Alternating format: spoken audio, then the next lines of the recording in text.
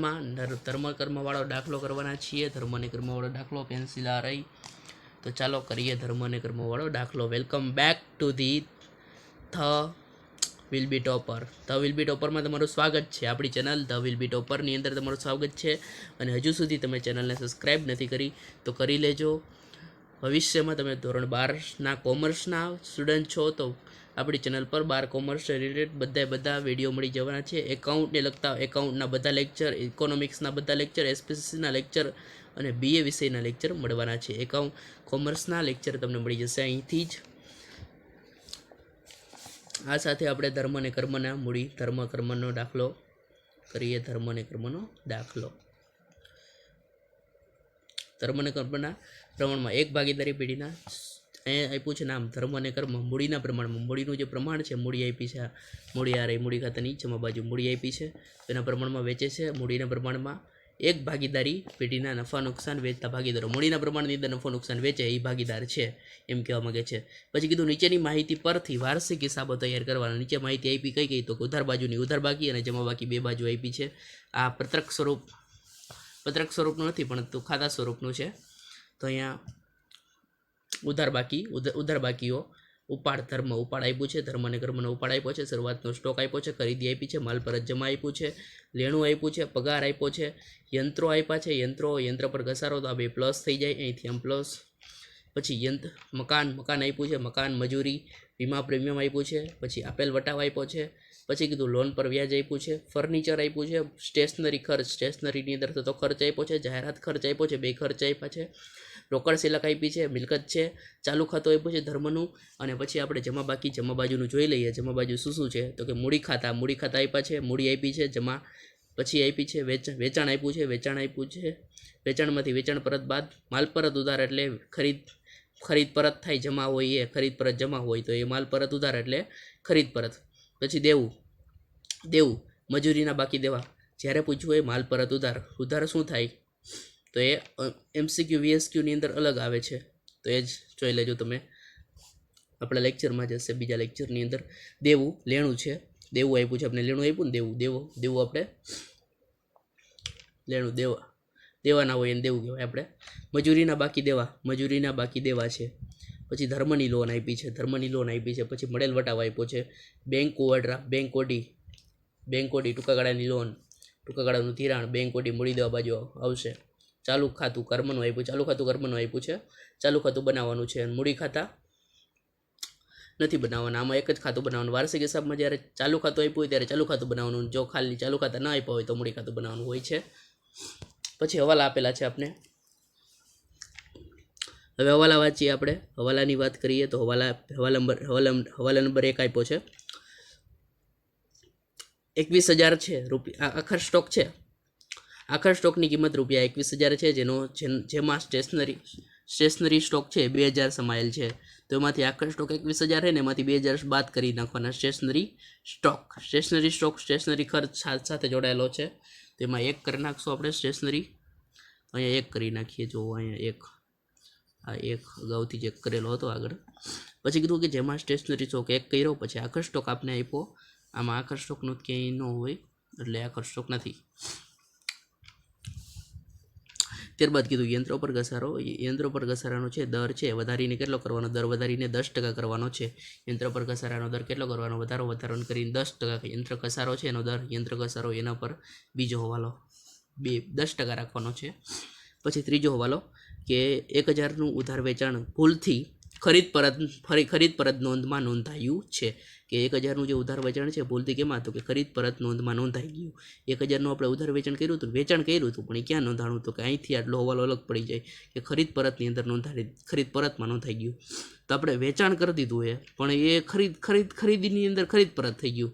તો ખરીદ પરત છે ને ખરીદીમાં પ્લસ થઈ જાય. કારણ કે આપણે માઇનસ કરી નાખ્યું હોય તો આપણે એને ભૂલથી પ્લસ કરી નાખવું પડશે. પ્લસ એમાં કીધું કે વેચાણ હતું એટલે વેચાણ હવે નોંધાયેલ નથી. નહીં નોંધાયેલ વેચાણ તરીકે નોંધાશે. અને આપણે તો અહીં વેચાણ તરીકે પણ તો અહીંયા વેચાણમાં જોયું. વેચાણમાં એક હવાલો અટેચ થશે જે આપણે જોયો એ ત્રીજો હવાલો જોતા હતા. એની સાથે ખરીદીમાં પણ ત્રીજો હવાલો અટેચ થશે. આ સાથે લેણદાર દેવાદારને જે ભૂલ એ હતું એમાં બેમાં અસર થશે તે આપણે આગળ જોશું. ત્યારબાદ જોયું કે ચોથું કે જાહેરાત ખર્ચનો 1/4 ભાગ આવતા વર્ષે લઈ જવાનો છે, એટલે માંડી વાળવાનો છે મિત્રો, માંડી વાળવાનો છે. તો અહીંયા હવાલાની સમજૂતી આપણે પૂરી થાય છે. હવે દાખલો ગણીએ અને એની અંદર ડિટેલની અંદર સમજીએ. તો વેપાર ખાતાના ટાઇટલ આપવાના છે વિદ્યાર્થી મિત્રો. તો હવે આપણે વેપાર ખાતાના ટાઇટલ આપવાના છે. વેપાર ખાતાના ટાઇટલના 1 માર્ક હોય છે. વેપાર ખાતાનું જે ટાઇટલ છે પાકા સરવૈયાની અંદર ટાઇટલના 1 માર્ક હોય છે. જો ટાઇટલના માર્ક હોતા નથી પરંતુ ટાઇટલ ન આપવામાં આવે તો કપાઈ શકે છે. જો તમે હેડિંગ નથી આપતા તો 1 માર્ક કપાઈ શકે છે. 11 માર્કના દાખલાની અંદર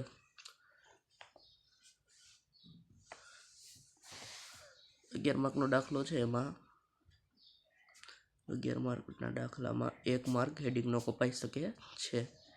માર્ક હોય તો નથી હેડિંગનો, કાં તો કપાઈ શકે છે, પણ જો આપ્યા હોય તો 1 માર્ક લગભગ મળવાની શક્યતા ખરી. તો હેડિંગ આપવા જરૂરી છે. હેડિંગની અંદર સૌપ્રથમ જે છે ખાતાની પહેલાં 2 બાજુ લખવી જરૂરી છે. ઉધાર હોય તો ઉધાર બાજુ અને ખાતાની ઓળખ છે જમા બાજુ. પછી વિગત રકમ રૂપિયા લખી દેવાનું, સ્પીડમાં લખવાનું, સમય નહીં બગાડવાનો જાજો આની અંદર, અને પ્રેક્ટિસ કરવાની જેથી કરીને તમે ઝડપી લખી શકો. ત્યારબાદ આપણે આ 3 લીટીની અંદર લખવાનું છે. તો જે પેઢીનું નામ છે અહીંયા લખવાનું છે ધર્મ અને કર્મની પેઢીનું. પછી અહીંયા લખવાનું છે કે તારીખ 31/3/17 ના રોજ પૂરા થતા વર્ષનું. પછી અહીંયા લખી દેવાનું વેપાર ખાતું. પાકું સરવૈયું હોય તો ના રોજનું આવે વેપાર ખાતું. અહીંયા શું છે તો કે અહીંયા એક શબ્દ આવશે ના રોજ પૂરા થતા વર્ષનું વેપાર ખાતું, વર્ષનું વેપાર ખાતું. તો આ શબ્દ મેઇન છે, આ શબ્દ હોવો જોઈએ વેપાર ખાતાની અંદર. દરેક ખાતાની અંદર આ આવશે પણ પાકા સરવૈયામાં અલગ આવશે, તો તે જોજો ખાસ. ત્યારબાદ અહીંયા આવી જઈએ, અહીંયા લખી દઈએ ઉધાર. ત્યારબાદ અહીંયા લખી દઈએ જમા. પછી અહીંયા લખી દઈએ વિગત, અહીંયા રકમ રૂપિયા, અહીંયા પણ વિગત, અહીંયા પણ મિત્રો રકમ રૂપિયા. તો વિદ્યાર્થી મિત્રો અત્યાર સુધી વિલ બી ટોપરને સબસ્ક્રાઇબ નથી કરી તમે અમારી ચેનલને, તો સબસ્ક્રાઇબ કરી લેજો. અહીંયા 3 લીટીમાં જ લખવાનું છે, પ્રેઝન્ટેશન સારું પડે તેટલા માટે. તો અહીંયા લખવાનું ધર્મ, આ એક સાચી મેથડ છે. ધર્મ અને કર્મની ભાગીદારી પેઢીનું. પછી અહીં લખી દેવાનું તારીખ 31/3/17 ના રોજ પૂરા થતા, પછી લખવાનું વર્ષનું. કયું ખાતું? નફા નુકસાન ખાતું, નફા નુકસાન ખાતું. ત્યારબાદ હવે આપણે આ ખાતું પૂરું થાય છે ત્યારે સામે જ નફા નુકસાન ફાળવણી ખાતું બનાવવાનું છે. નફા નુકસાન ફાળવણી ખાતાની વિગત લખી દઈએ પહેલાં. તો અહીંયા લખવાની વિગત રકમ રૂપિયા, અહીંયા લખવાનું વિગત રકમ રૂપિયા. તો વિગત રકમ રૂપિયા લખાઈ જાય ત્યારબાદ અહીંયા લખવાનું છે ઉધાર બાજુ, ઉધાર અને જમા બંને લખી દેવાનું છે અહીંયા જમા. ત્યારબાદ હવે આપણે લખવાનું છે, ફરીથી આપણે આગળ આવી જઈએ અને આગળ લખી દઈએ છીએ. અહીંયા નફા નુકસાન ફાળવણી ખાતાનું હેડિંગ લખશું. તો પહેલાં લખીએ ધર્મ અને કર્મની, ધર્મ અને કર્મની ભાગીદારી પેઢીનું. તારીખ 31/3/17 ના રોજ પૂરા થતા વર્ષનું. કયું ખાતું? નફા નુકસાન ફાળવણી ખાતું. નફા નુકસાન નનું ફાળવણી ખાતું, નફા નુકસાન ફાળવણી ખાતું. તમારે પૂરેપૂરું લખવાનું છે, પણ નાનું ફાળવણી ખાતું લખો તો પણ ચાલે, પણ નફા નુકસાન ફાળવણી ખાતું લખવાની કોશિશ કરવાની છે તમારે, પ્રયત્ન કરજો. ત્યારબાદ હવે આપણે અહીં લખીએ ચાલુ ખાતું આપ્યું છે આપણે મૂડીને ચાલુ બે ખાતા આપ્યા હોય તો વાર્ષિક હિસાબની અંદર આપણે ચાલુ ખાતા દોરવાના હોય છે. તો આપણે ચાલુ ખાતા દોર્યા છે. એની અંદર પહેલાં લખીએ ચાલુ ખાતામાં ખાલી ભાગીદારના ચાલુ ખાતા આટલું જ એડિંગ આપવાનું છે. તો એડિંગ આપી દો ભાગીદારના ચાલુ ખાતા. પછી અહીંયા ઉધાર આવશે ઉધાર. ત્યારબાદ અહીંયા જમા આવશે. તો વિદ્યાર્થી મિત્રો અહીંયા વિગત તમે જો તમને આ પાર્ટ આવડે છે તો તમે સ્કીપ પણ કરી શકો છો, આગળનો પાર્ટ જોઈ શકો છો અને તો પણ અહીંયા જોવાની કોશિશ કરજો જેથી કરીને તમને આવડી જાય, જેથી કરીને તમારો 1 માર્ક કપાય નહીં, 1 ગુણ કપાતો બચી જાય. ધર્મ રૂપિયા અને અહીંયા કર્મ રૂપિયા. ત્યારબાદ અહીંયા વિગત, ત્યારબાદ ધર્મ રૂપિયા કર્મ રૂપિયા. તો ચાલો થઈ ગયું. તો હવે પાકું સરવાઈનું એકનું હેડિંગ બાકી રહ્યું છે. એમાં આવશે અલગ પ્રકારનું હેડિંગ. તો એમાં જે છે નારોડનું જ આવશે. પાકા સરવૈયાનું હેડિંગમાં નારોજનું પાકું સરવૈયું.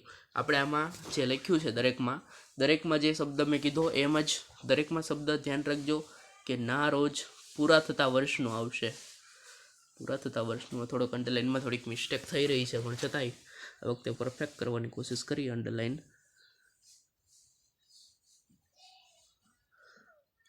કેમેરામાં જોઈને અહીંયા થોડીક ભૂલ થાય છે. તો હવે આપણે જોઈએ અહીંયા વિગત નહીં, અહીંયા થોડીક મૂડી દેવા મૂડી દેવા રકમ રૂપિયા મિલકત લેણા પછી અહીંયા લોકો રકમ રૂપિયા તો અહીંયા ખાસ જોજો કે લખો ભાઈ ધર્મ અને કર્મની ભાગીદારી પેઢીનું તારીખ 31/3/17 ના રોજનું પાકું સરવૈયું. તો અહીંયા આપણે હેડિંગ થઈ ગયા છે. તમારો 1 ગુણ મળી જશે તમને હેડિંગ આપવાથી. તો ત્યારબાદ આગળ વધીએ. ચાલો તો વિદ્યાર્થી મિત્રો ચાલો હવે દાખલો શરૂ કરીએ. વિદ્યાર્થી મિત્રો દાખલો શરૂ કરતાં પહેલાં જ અહીંયા જોઈ લઈએ. આપને એમ કીધું છે તો અહીંયા દાખલાની રકમમાં પહેલાં રકમ ઉપરની વાંચો તમે ખાસ કે ધર્મ અને કર્મ છે એ મૂડીના પ્રમાણમાં નફો નુકસાન વેચતા ભાગીદારો છે. એક ભાગીદારી પેઢી છે ને એના 2 ભાગીદાર ધર્મ અને કર્મ છે એ મૂડીના પ્રમાણમાં નફો નુકસાન વેચે છે. તો કે મૂડી આપી છે આપણે, તો કે હા ભાઈ મૂડી તો આપી હશે ને.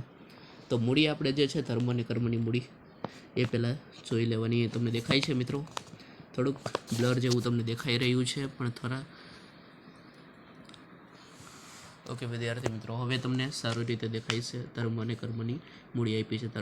ધર્મની જે મૂડી આપી છે તો ખાસ જોવાનો કે ધર્મની મૂડી 1,40,000, કર્મની મૂડી 1,20,000. જ્યારે ચાલુ ખાતા આપ્યા હોય ત્યારે મૂડી ખાતા ક્યાં નાખી દેવાના? ડાયરેક્ટ પાકા સરવૈયામાં મૂડી દેવા બાજુ મૂડી ખાતા નાખી દઈએ. ચાલો મૂડી ખાતા. તો ચાલો સૌ પ્રથમ મૂડી ખાતા ધર્મ કર્મ.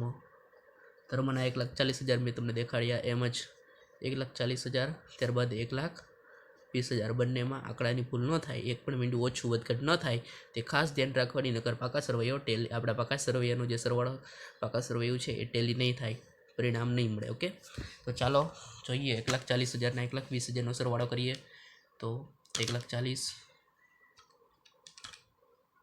100 રહેજો મિત્રો 1,40,000 1,20,000. કેલ્સી પણ નવું લેવું પડે એમ છે, થોડુંક મિસ્ટેક ચાલી રહી છે, કોઈ વાત નહીં. 2,60,000 અહીંયા આપને મળી ગયો છે. ચાલો 2,60,000 2,60,000 આ સરવાળો મળી ગયો છે. ત્યારબાદ હવે મૂડીનું ને નફા નુકસાનનું પ્રમાણ શોધીએ મૂડીના પ્રમાણની અંદરથી. તો અહીંયા હવે આપણે તમને દેખાડું કે મૂડી તો અહીંયા હેડિંગ મારી દઈએ હવાલાની ગણતરી. મૂડીના પ્રમાણમાં નનું પ્રમાણ વેચતા ભાગીદારો. તો હવે અહીંયા જોઈએ ધર્મની મૂડી કેટલી આપી છે, 1,40,000 આપી છે ને આપણે 1,40,000. કર્મની મૂડી 1,20,000.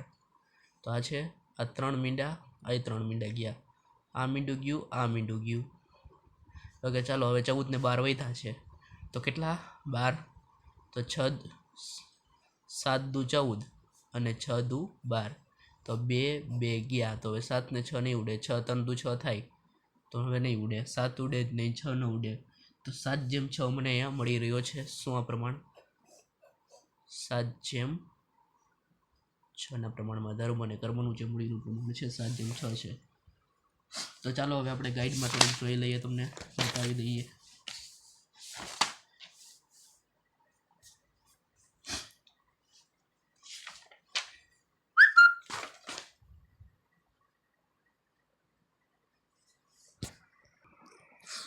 તો ઓકે તો વિદ્યાર્થી મિત્રો આપણો જવાબ 7/6 આવી ગયો છે. અહીંયા 7/6 છે આ.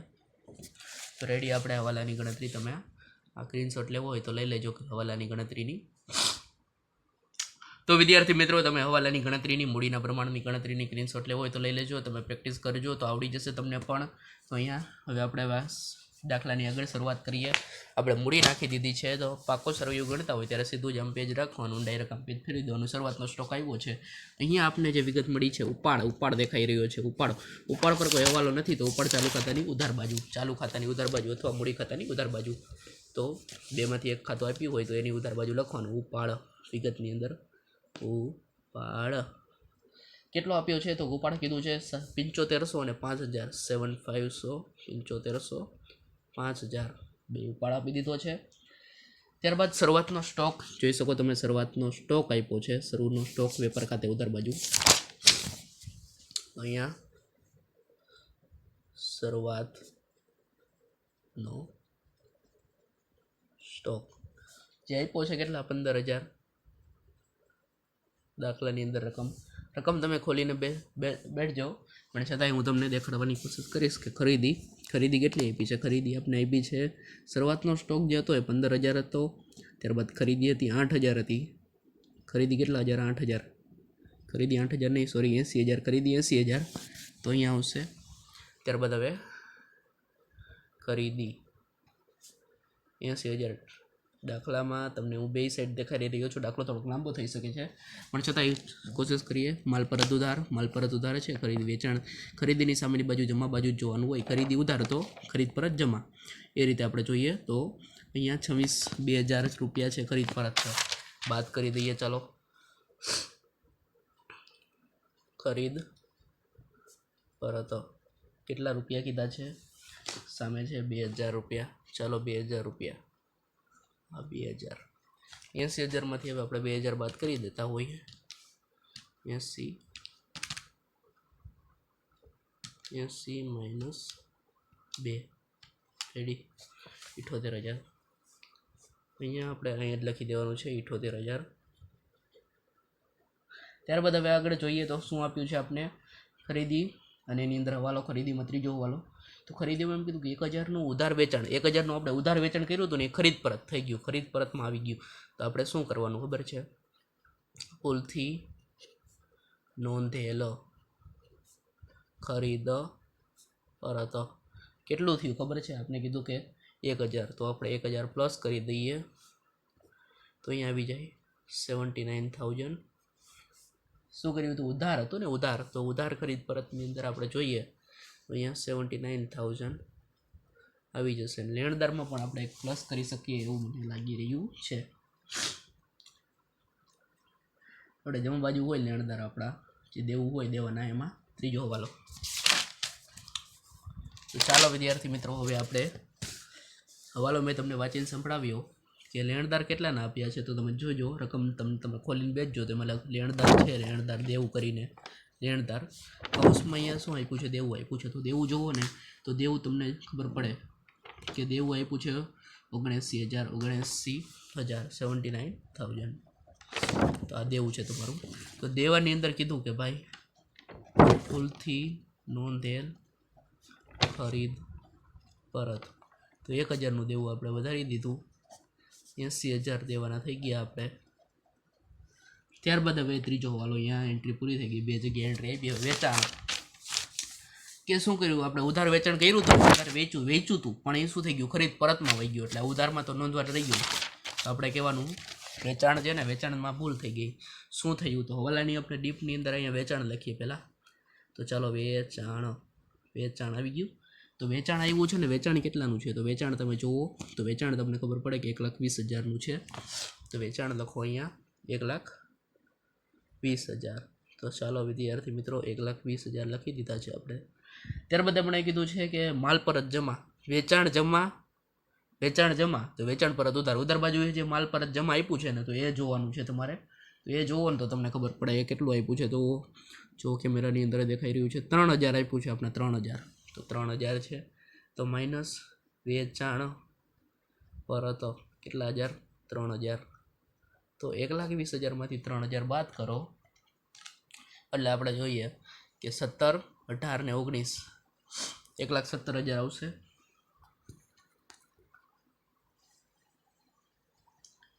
વેચાણમાંથી વેચાણ પરત આપણે બાદ કરીએ તો જોઈએ 1,20,000માંથી કેટલા હજાર, 3,000 બાદ કરી દીધા આપણે. 1,17,000 અહીંયા મળી ગયો છે આપણે,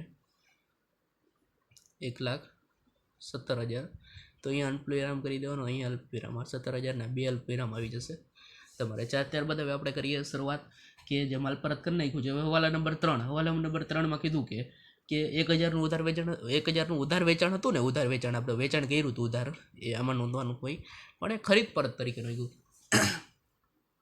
થોડોક અવાજ નીચો આવી રહ્યો હશે, પણ કીધું કે ખરીદ પરત તરીકે નોંધ્યું, કે ખરીદ પરત એટલે આમાં નોંધી દીધું. ખરીદ પરત ખરીદીમાંથી બાદ કરી દીધું. તો આપણે જોવો અહીંયા પ્લસ કરી દીધું 1,000નું. હવે આપણે નહીં નોંધેલ ઉધાર વેચાણ આપણે પ્લસ કરીએ 1,000, નહીં નોંધેલ ઉધાર વેચાણ. તો અહીંયા થોડુંક શોર્ટ લખ્યું છે, ઉધાર છે. અને હવે અહીંયા 1,000 પ્લસ કરીએ એટલે 1,18,000 આવશે. તો અહીંયા 12 જ લખી દઈએ, 1,18,000. તો રેડી, આ થઈ ગયું છે પૂરું, એન્ટ્રી થઈ ગઈ છે. ત્યારબાદ હવે આપણે જોઈએ સીધું આપણે ઉધાર વેચાણ છે, તો દેવાદારની અંદર પ્લસ થશે. દેવાદાર આપણે જ્યારે વેચાણ કરીએ તો આપણે કોણ ઉધારમાં વેચાણ કરીએ ને તો આપણે લેવાના થાય, કોઈક પાસેથી આપણે લેવાના થાય, એને આપણે કહીએ દેવાદાર હોય ને. તો દેવાદાર, હાર્યા દેવાદાર, આવી જાઓ દેવાદાર ભાઈ. તો અહીંયા આવી ગયા દેવાદારને આપણે કહીએ શું, લેણું, એટલે લેવાના. લેણું કહીએ ને, લેણું. ક્યાં ગયા લેણુંવાળા ભાઈ? લેણું અહીંયા દેખાતું હોય, તમે જોઈ શકો કે આ લેણું છે. લેણાની અંદર જોવા લેણું છે, લેણું એટલે દેવાદાર. લેણું છે 27,400 આપણે લેવાના છે. કેટલા? તો કે 27,400. એમાં આપણે છે ને ભૂલ થઈ ગયું, નથી નોંધ્યા. તો નહીં નોંધેલ ઉધાર વેચાણ કેટલાનું ખબર, 1,000નું જ છે, એટલે 28,400 થઈ ગયા છે અહીંયા, 28,400. ત્યારબાદ હવે આપણે ગોતીએ કે દેવાદારો છે ને, આપણા દેવાદારો, એમાં કોઈ હવાલો છે કે નહીં. તો એમાં આપણે જોઈએ ને 4 જ હવાલા આપ્યા છે. 4 હવાલાની અંદર દેવાદારનો કોઈ હવાલો નજરે પડતો નથી. લેણાની અંદર કયો હવાલો, તો કે લેણામાં ખાલી માત્ર ને માત્ર આપણો ટીક માર્ક કરેલો ત્રીજો જ હવાલો છે. તો એ કામ પૂરું થઈ ગયું છે. ત્યારબાદ લેણાનું કામ તો પૂરું થયું. તો વિદ્યાર્થી મિત્રો હવે આપણે ક્યાં પહોંચ્યા હતા, ખરીદી પૂરી થઈ ગઈ છે, માલ પરત જમાઈ ગયું છે, લેણું વહી ગયું છે. પગાર તો 28,217 સુધી આપ્યો છે. પગાર આપ્યો છે 13,200. પગાર આપી દીધો આપને. પગારના હવાલાની ગણતરી, છૂપો હવાલો છે, તમે ટીક માર્ક કરી દો મિત્રો. વિદ્યાર્થી મિત્રો આ છૂપો હવાલો છે, જ્યાં કાઉસમાં છૂપો હવાલો સ્ટાર કરી દઈએ. તો ચાલો તો અહીંયા જોઈએ હવે તમને હવાલાની ગણતરી કરતાં પહેલાં પગારમાં જે કીધું ને કે 28,2 અને 17 એટલે હજી 17 આપણું વર્ષ પૂરું થયું ને એ પહેલાંનો આપ્યો છે. કેટલો આપ્યો છે? 13,200 આપ્યો છે. 13,200. યસ મિત્રો. તો હવે જુઓ કે આપણું જ્યારે વર્ષ ચાલુ થયું હતું ને, આપણું વર્ષ પૂરું થવાનું હતું ને, એ હતું 31/3/17. તો અહીંયા 31/3/17. તો આમાં કેટલા મહિના બાકી રહીએ? 1 મહિનો જ બાકી રહેતો હશે. 28 જે હતું ને, 28/2 એટલે પૂરો થઈ ગયો, બીજો મહિનો પૂરો થઈ ગયો. ત્યારબાદ 1/3 ચાલુ થાય, 28/2 મહિનો પૂરો જ થઈ જાય. 1/3 મહિનો શરૂ થાય 1/3 મહિનો શરૂ થાય ને 31/3/17 મહિનો પૂરો થઈ જાય તો 1 મહિનાનો બાકી છે પગાર. તો અહીંયા 11 મહિનાનો પગાર આપને મળી ગયો છે. તો અહીંયા જોજો ખાસ આ 13 આ 200 13,200 છે. 13,200 મેં લખી દીધા છે. જે આપણે 11 મહિનાનો પગાર આપ્યો છે તો આપણે 11 મહિનાનો કરી દઈએ તો 1 મહિનાનો 1200 રૂપિયા પગાર થાય છે.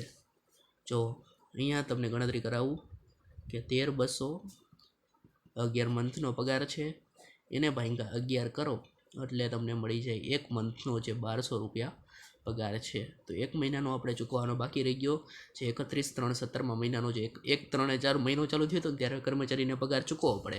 જે 1200 રૂપિયા પગાર ચૂકવવો પડે ને એ ચૂકવવાનો બાકી છે તો એને આપણે કહી દઈશું ચૂબા પગાર 1200. તો પગાર જે આપ્યો છે પગાર નફા નુકસાન ખાતાની ઉધાર બાજુ લખવાનું છે. યાદ રાખજો વિદ્યાર્થી મિત્રો, બોલવાની પ્રેક્ટિસ કરજો કે નફા નુકસાન ખાતે ઉધાર બાજુ પગાર. મજૂરી પગાર આપ્યું હોય તો વેપાર ખાતાની ઉધાર બાજુ આવશે. તો અહીંયા લખીએ પહેલાં પગાર કેટલો હતો તો કે 13,200 હતો ને એમાં પ્લસ કરીએ ચૂબા ચૂકવવાનો બાકી પગાર. તો કેટલા થયા 1200 રૂપિયા થઈ ગયા. તો 13,200 14,400 થઈ ગયા ને. તો અહીંયા જોઈએ હવે આ 13,200 પ્લસ 1200 14,400 આપણે કહ્યું 14,400 થઈ ગયા છે. ચલો 14,400. ત્યારબાદ હવે આપણે જો ચૂકવાનો બાકી હોય આપણું દેવું ચૂકવાનું બાકી આપણે ચૂકવાનું બાકી રહી ગયું તો આપણું દેવું થયું ને આપણે દેવા પડશે. તો દેવા આવે તો મૂડી દેવા બાજુ તો ચૂબા પગાર ચૂકવાનો બાકી એટલે વિદ્યાર્થી મિત્રો સમજવાની કોશિશ કરો કે આપણે દેવાના બાકી છે. જો દેવાના બાકી હોય તો મૂડી દેવા બાજુ લખવું પડે. આપણે દેવાના બાકી રહી ગયા છે આપણું દેવું થઈ ગયું. અને જો મળવાના બાકી હોય તો આપણી આવક થઈ લેવાનાથી આપણે લેણું થયું તો અહીંયા મળવાના બાકી અહીંયા આવશે. ચૂબા જ્યારે શબ્દ આવે ત્યારે આપણે મૂડી દેવા બાજુ લખી દેવાનું હોય છે. સમજવાની કોશિશ કરો કે ચૂબા પગાર છે ને 1200 રૂપિયા હતો. 1200 આપણે લખી દીધો. ત્યારબાદ આપણે પગાર પછી આવ્યો યંત્રમાં આપણે હવાલો ટીકમાર્ક કરાવ્યો તો ચૂકવવાલો યંત્ર પ્લસ યંત્ર પરનો ઘસારો જે આપ્યો હોય તો કરી નાખવાનો. ફર્નિચર આપ્યું હોય તો ફર્નિચર પરનો ઘસારો જે આપણું પાકું સર્વે કાચું સર્વે આપ્યું છે કાચા સર્વેમાં જો આ બે ભેગી હોય તો પહેલાં અટેચ કરી દેવાનું. તો ચાલો અટેચ કરીએ. નફા નુકસાન ખાતાની અંદર નહીં આવે પણ આપણે અહીંયા પાકા સરવૈયાની અંદર મૂડી મિલકત લેણા બાજુ યંત્ર મિલકત છે એટલે એ મિલકત અહીંયા લખાશે. તો કે મિલકત આપણે એક યંત્ર મિલકત યંત્ર છે તો યંત્ર છે ઓફિસના છે પણ છતાંય આપણે અહીંયા જ આવશે 71. તો 71,760. ત્યારબાદ યંત્ર પરનો પ્લસ કરવાનો યંત્ર પર ઘસારો તો કેટલા છે તો અહીંયા આપ્યો છે 62,40 તો બેનો સરવાળો થશે. તો બેનો સરવાળો અહીંયા કરી નાખીએ 71,760 આ 71 આ 760 71,760 પ્લસ 62 આ 40 તો થઈ ગયું 78,000 અહીંયા આવ્યું છે. 78,000 તમે પણ કેલ્ક્યુલેટરમાં કરજો. કેલ્ક્યુલેટરની પ્રેક્ટિસ કરો. અહીંયા કેમેરો થોડો કાઢો આવે છે એટલે દેખાતું નથી એને કારણે આપણે અહીંયા થોડીક વાર લાગી રહી છે. 78,078,000 અહીંયા જ લખવાનું છે 78,000. ત્યારબાદ હવે કરવાનું છે યંત્ર પર ઘસારો જે હવે આવશે એને માઇનસ કરી દેવાનો. હવાલાની અંદર જે કાચા સરવૈયામાં બે વિગત આપી હતી યંત્ર પર ઘસારો એ બેને પ્લસ કરવાનો. ત્યારબાદ યંત્ર પર ઘસારો બાદ કરવાનો. યંત્ર પર ઘસારો કેટલા ટકા આપ્યો છે તો જોઈ લ્યો. યંત્ર પર ઘસારો દર છે 10% કરવાનો છે. વધારીને 10% કરવાનો છે પણ અહીંયા 10% જ આપણે બાદ કરશું સીધો. 78,000ના અહીંયા 78,000ના 10%. ચાલો 78,000ના 10% આ રીતે કરી દેવાના છે. આ બટન દબાવી દેવાનું છે એટલે 7800 આવી ગયા છે. અહીંયા 7800 આપણે બાદ કરી દીધા છે અને હવે આપણે બાદ કરશું એટલે સીધા જ તમને બાદ કરીને બતાવું કે બાદ માઇનસની નિશાની દબો બરાબર દબો એટલે સીધું આવી જતું હતું. તો 10%. ત્યારબાદ આગળ વધુ ત્યારબાદ સીધા બરાબર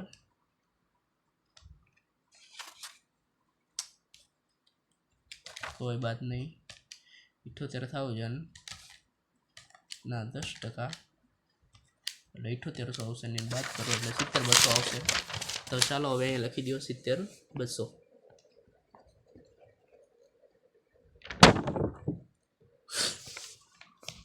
ત્યારબાદ યંત્ર પર ઘસારો આવી ગયો. મકાન આવ્યું છે આપની અંદર મકાન આવ્યું છે તો મકાન મિલકત થઈ ગઈ. મકાન કેટલા હજારનું 80,000નું મકાન આપ્યું છે તો અહીંયા જ આપણે એક ઉપર લખી દઈશું યંત્રની ઉપર મકાન 80,000 મકાનનો કોઈ હવાલો છે જ નહીં, એમને અમે લખી દઈશું મકાન.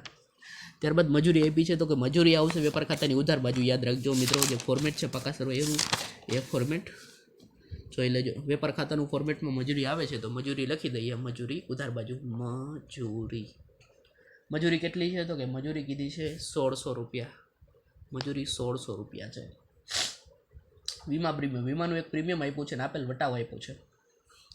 વીમા પ્રીમિયમ નફા નુકસાન ખાતાની ઉધાર બાજુ. વીમા પ્રીમિયમ, વીમા પ્રીમિયમ કેટલું છે? તો વીમા પ્રીમિયમ આપણે કીધું છે 1800 રૂપિયા. વીમા પ્રીમિયમ ક્યાં આવે? તો કે વીમા પ્રીમિયમ આવે નફા નુકસાન ખાતાની ઉધાર બાજુ. ત્યારબાદ આવે છે આપેલ વટાવ. આપેલ વટાવ ઉધાર, તો અહીંયા જોઈ લો વીમા પ્રીમિયમની નીચે જ આપેલ વટાવ લખી દઈએ. આપેલ વટાવ છે નફા નુકસાન ખાતાની ઉધાર બાજુ. મળેલ વટાવ હોય તો નફા નુકસાન ખાતાની જમા બાજુ. આ છે નફા નુકસાન ખાતું. નફા નુકસાન ખાતાની ઉધાર બાજુ આપણે લખ્યો આપેલ વટાવ કેટલો લખ્યો? તો જુઓ 3,200 રૂપિયા લખ્યો છે આપણે, 3200. ત્યારબાદ આપણે આપ્યું છે લોન પર વ્યાજ. લોન પર વ્યાજ આપ્યું છે. પછી ફર્નિચર આપ્યું છે, તો અહીંયા લોન આપી છે, ધર્મની લોન હશે, ધર્મની લોન પર વ્યાજ આપ્યું દીધું છે, તો એને અટેચ છે, છૂપો વાલો થઈ ગયો છે. તો અહીંયા જો ધર્મની લોન આપી છે ને, તો આને કનેક્ટ કરી દો લોન પર વ્યાજ સુધી. આ કનેક્ટ થઈ ગઈ ને આપણી ધર્મની લોન અને લોન પર વ્યાજ, આ બે કનેક્ટ થઈ ગયું છે, છૂપો વાલો છે આ બે. પછી હવે ફર્નિચર કરીએ. ધર્મની લોન આપણે પહેલાં જોઈ આવીએ. ધર્મની જે લોન છે, ધર્મની લોન ક્યાં ગઈ? ધર્મની લોન, ધર્મની લોન કેટલી છે? ધર્મની લોન છે 30,000. તો અહીંયા આવશે મૂડી દેવા બાજુ. ધર્મ આપણો એક ભાગીદાર છે ધર્મને ઘરમાં, તો ધર્મની લોનમાં કીધું કે ભાઈ ધર્મની લોન છે 30,000ની. તો અહીંયા જુઓ ધર્મની લોન 30,000. અને MCQમાં પૂછાય એ કે ભાગીદારની લોન પર પાકા સરવૈયામાં લખી દેવાનું મૂડી દેવા બાજુ. જ્યારે લોન આવે ત્યારે પાકું સરવૈયું મૂડી દેવા બાજુ ધર્મની લોન. અહીંયા લખ્યું ધર્મની લોન, પ્લસ અહીંયા લખવાનું કે લોન પર વ્યાજ.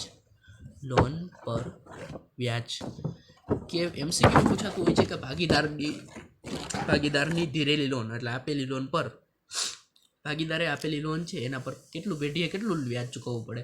તો કે હંમેશા 6% વ્યાજ ચૂકવવું પડે. 6% વ્યાજ, અને વસૂલ પણ 6% કરવાનું. ઉપાડ નથી કરી ગયો. ઉપાડ કર્યો હોય તો લોન લઈ ગયો, પણ આ ધર્મએ શું કર્યું છે? તો કે પેઢીને લોન આપી છે, એટલે લોન પર વ્યાજ પ્લસ થાય. લોન પર વ્યાજ પ્લસ થાય. જો ધર્મએ પેઢી પાસેથી લોન લીધી હોત તો એ ઉપાડ તરીકે આપણે અહીંયા નોંધી છે. ઉપાડ તરીકે જોઈ શકો છો, ચાલુ ખાતું છે આપણી પાસે, એની ઉધાર બાજુ ઉપાડ તરીકે આ ધર્મ લોન લઈ ગયો, એ લોન છે ઉપાડ. ત્યારબાદ કર્મ લઈ ગયો, ઉપાડ કરી ગયો એ. ત્યારબાદ તો જ્યારે ભાગીદાર પેઢીને ધીરેલી લોન આપે ને, એટલે આપેલી લોન પર પેઢીએ કેટલું વ્યાજ ચૂકવવું પડે? તો કે 6% ફરજિયાત વ્યાજ ચૂકવવું પડે. તો હવે આપણે કરીએ 30,000ના 6%, એટલે આપણે ધર્મની લોન પર 30,000ના 6%. લોનનું વ્યાજ લોન પર પ્લસ થાય. એક વસ્તુ યાદ રાખજો કે લોનનું વ્યાજ હંમેશા લોન પર પ્લસ થાય, લોનમાં પ્લસ થાય. લોનનું વ્યાજ લોનમાં પ્લસ થાય. તો કે ત્યાં 30,000ના કેટલા ટકા કરવાના? તો કે 6%, એટલે 1800 થઈ ગયા. તો એ પ્લસ કરી દો એટલે 31,800 થઈ જશે. 1800 અને 31,800. 30,000ના 6% કર્યા. આમાં લોનનું જે વ્યાજ કીધું છે આપણે, લોનનું વ્યાજ એ કેટલું કીધું છે? કે 1200 કીધું. અહીંયા લખો લોન પર વ્યાજ. અહીંયા જોઈ શકીએ કે લોન પર વ્યાજ છે ધર્મનું, એ 1200. આપણે લોન પર વ્યાજ અહીંયા આપ્યું છે ને, લોન પર વ્યાજ આ લખેલું છે ને, કેટલું આપણે 1200 લખી દીધા. એનો મતલબ કે આપણે 1200 ચૂકવી દીધા. ત્યારે નફા નુકસાન કાચા સરવૈયામાં એન્ટ્રી આપી કે લોન પર વ્યાજ 1200 ચૂકવાઈ ગયું છે. તો હવે આપણે ચૂબા કરવાનું. ચૂબા ચૂકવાનું જે બાકી છે ને લોનનું વ્યાજ એ કેટલું થઈ ગયું? તો કે 1800માંથી 1200 બાદ કરો ને તો 6 થાય, તો 600 રૂપિયા બાદ રહેશે આપણા. તો આપણે કેલ્ક્યુલેટરમાં જ ગણતરી કરવાની છે, તાઈ રિસ્ક નહીં રાખવાનો, કારણ કે માર્કની કિંમત છે. અહીંયા 1800 રૂપિયા, 1800 અને અહીંયા 1200, તો અહીંયા 600 રૂપિયા થાય છે. તો અહીંયા 600 રૂપિયા ચૂકવાના બાકી છે. ચૂકવાના બાકી એટલે આપણે દેવાના થઈ ગયા, દેવું થયું. ચૂકવાના બાકી એટલે આપણે દેવા પડશે, એ આપણું એક દેવું છે. અને દેવું હોય તો દેવું આવે આપણે મૂડી દેવા બાજુ, આપણું દેવું મૂડી દેવા બાજુ. ચૂકવાના બાકી લોનનું વ્યાજ, તો ચૂબા લોનનું વ્યાજ, ચૂકવાના બાકી લોનનું વ્યાજ, ચૂબા લોનનું વ્યાજ. તો વિદ્યાર્થી મિત્રો, તમને આશા રાખું છું કે સમજાઈ રહ્યું હશે. અહીંયા 600 લખી દઈએ. ક્યાં લખ્યું છે આપણે? પાકા સરવૈયામાં મૂડી દેવા બાજુ ચૂકવાનું બાકી લોનનું વ્યાજ 600 રૂપિયા. અહીંયા ધર્મની લોનની નીચે લખ્યું છે ચૂકવાનું બાકી લોનનું વ્યાજ. ત્યારબાદ આવે છે ફર્નિચર. ફર્નિચર છે ને, ફર્નિચર આપણું 87,000નું છે. તો કે ફર્નિચર પર કોઈ હવાલો છે નહીં, યંત્ર પર ઘસારો ગણવાનો છે પણ ફર્નિચર પર કંઈ કીધું નથી, તો આપણે અહીં લખી દઈએ ફર્નિચર આવ્યું છે. ફર્નિચર કેટલાનું હતું તો કે 87,000નું મેં તમને બતાવ્યું, એ જ 87,000 અહીંયા લખી દેશું, 87,000 અલ્પવિરામ કરી સીધું. પછી જાહેરાત ખર્ચમાં સ્ટેશનરી ખર્ચ, પહેલાં સ્ટેશનરી ખર્ચ જોઈ લ્યો. સ્ટેશનરી ખર્ચ 7,000નું છે. તો અહીંયા સ્ટેશનરી ખર્ચ ક્યાં આવે? નફા નુકસાન ખાતાની ઉધાર બાજુ. અહીંયા જુઓ સ્ટેશનરી ખર્ચ, સ્ટેશનરીનો જે ખર્ચ છે ને એ નફા નુકસાન ખાતાની ઉધાર બાજુ જ આવે છે. સ્ટેશનરી ખર્ચ જુઓ કેટલો છે ભાઈ, સ્ટેશનરી ખર્ચ એ 7,000 છે. 7,000 એક અલ્પવિરામ કરી દઈએ. ત્યારબાદ પેલો હવાલો વાંચીએ કે આખર સ્ટોક 21,000નો, જેમાં સ્ટેશનરી સ્ટોક 2,000 સમાયેલ છે. તો પ્લસ સ્ટેશનરી સ્ટોક 2,000 જોઈ શકો તમે કે સ્ટેશનરી સ્ટોક છે ને, સ્ટેશનરી સ્ટોક એ માઇનસ થાય.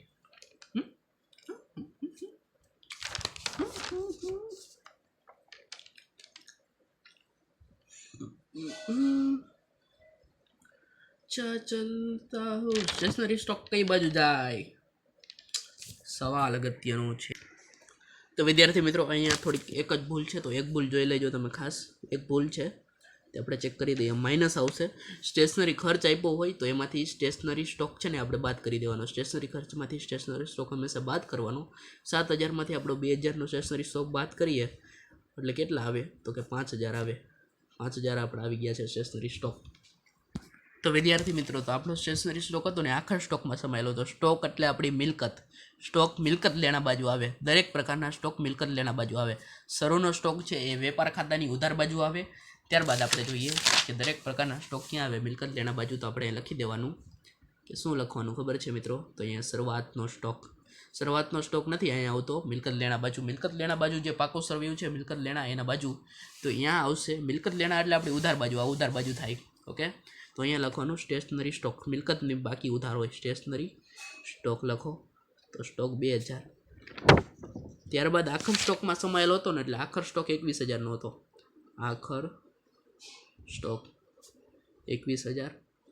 એમાંથી બાદ કરીએ સ્ટેશનરી સ્ટોક કેટલા હજારનો હતો? 2,000નો. વિદ્યાર્થી મિત્રો 2,000નો હતો. 2,000નો એ બાદ કરીએ. અહીંયા લાઇટ વહી ગઈ. આપણી પાસે તો લાઇટ ચાલુ જ છે. આપણે અહીંયા વિડીયો ઉતારવા માટે લેક્ચર માટે એક લાઇટ સ્પેશિયલ રાખી છે. તો ઓલી આપણે ઝટકા મારી ગઈ કે સર ટ્રિપિંગ છે ભાઈ. તો અહીંયા 2,000 બાદ કરી દઈએ.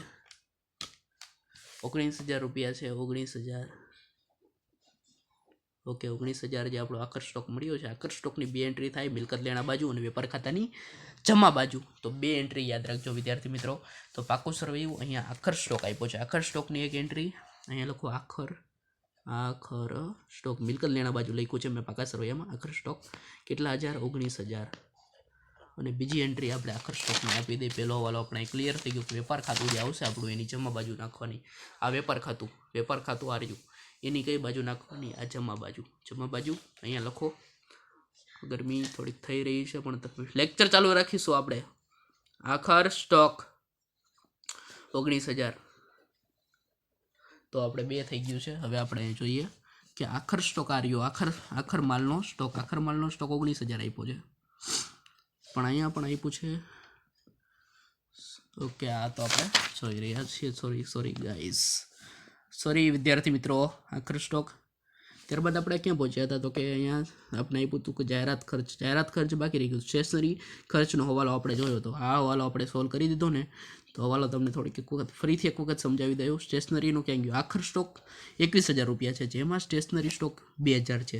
આપણો આખરનો જે સ્ટોક હતો ને એમાં આપણે સ્ટેશનરી સ્ટોકને લઈ લીધો, 2,000 ઉમેરી દીધો. તો એ બાદ કરવો જરૂરી છે એટલે આપણે બાદ કરી દીધો. 19,000 આવી ગયો. 19,000 આવી ગયો ને, તો હવે સ્ટેશનરી સ્ટોક એક પોતે મિલકત છે. તો મિલકત ક્યાં આવે? તો કે મિલકત લેણા બાજુ આવે. તો એની આપણે એન્ટ્રી નાખી. ત્યારબાદ હજી એક એન્ટ્રી આપણે નાખી. સ્ટેશનરી ખર્ચમાં સમાયેલો હતો. સ્ટેશનરી ખર્ચમાંથી પણ બાદ કરી દેવાનો. મિલકત સ્ટોક બાદ કરી દીધો એટલે આપણે 7,000માંથી 2,000નો સ્ટોક બાદ કરો એટલે 5,000નો છે. ઓકે, ત્યારબાદ હવે આપણે જાહેરાત ખર્ચ જોઈ લઈએ. એમાં માંડીવાળો એમ કીધું જાહેરાત ખર્ચનો હવાલો કે નંબર જોવાનો. પહેલાં 4 ચોથો હવાલો નંબર ટીક કર્યો હતો. તો કે જાહેરાત ખર્ચનો 1/4 ભાગ આવતા વર્ષ ખાતે છે લઈ જવાનું છે, એટલે માંડી વાળવાનો છે 1/4 ભાગ જાહેરાત ખર્ચનો. તો જાહેરાત ખર્ચ કેટલો આપ્યો છે જોવો જોઈએ. જાહેરાત ખર્ચ અહીંયા મને દેખાઈ રહ્યો છે કે 36,000 આપેલો છે. 36,000. તો જાહેરાત ખર્ચ નફા નુકસાન ખાતે ઉધાર બાજુ જાહેરાત ખર્ચ અહીંયા જશે. ચલો, તો જાહેરાત ખર્ચનું વેડિંગ શું આવે તો અહીંયા જોજો, વેચાણ વિતરણ ખર્ચા કહેવાય. જાહેરાત ખર્ચ છે ને વેચાણ વિતરણ ખર્ચા છે. તો અહીંયા લખીએ જાહેરાત ખર્ચ.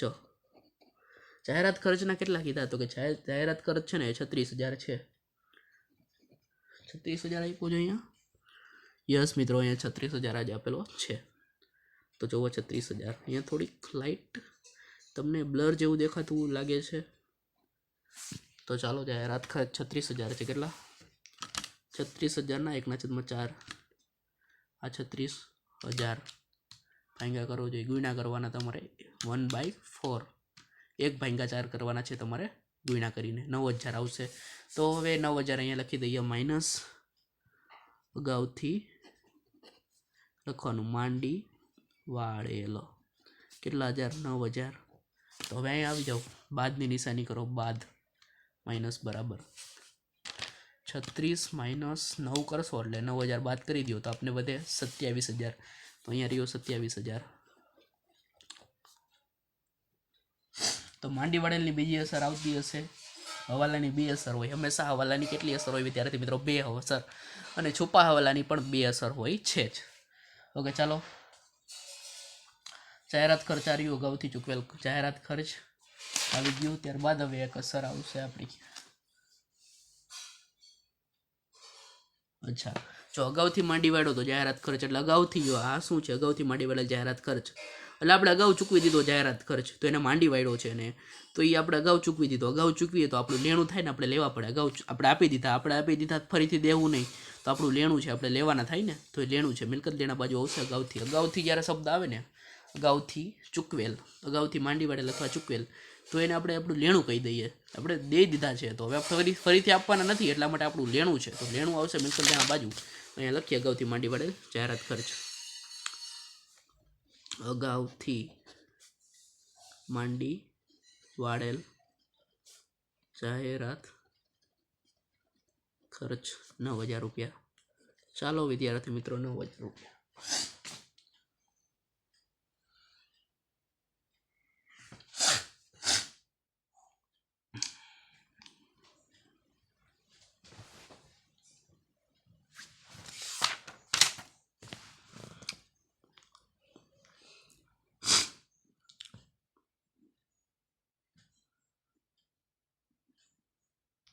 તો વિદ્યાર્થી મિત્રો, આપણે અહીંયા પહોંચ્યા હતા જાહેરાત ખર્ચ, પછી રોકડ સિલક. રોકડ સિલક આપણી મિલકત 51,200 રૂપિયા મિલકત છે. 51,200 રૂપિયાનો ચાંદલો અહીંયા રોકડ આપી છે. રોકડ પાકા સરવૈયાની મિલકત લેણા બાજુ લખો 51,200. 51,200 છે. 51,200 એટલે 51,200. તો અહીંયા રોકડ સિલક 51,200. રોકડ સિલક 51,200 એમ કહું છું. રોકડ સિલક થોડુંક સારી રીતે લખવાની કોશિશ કરીએ. 51,200.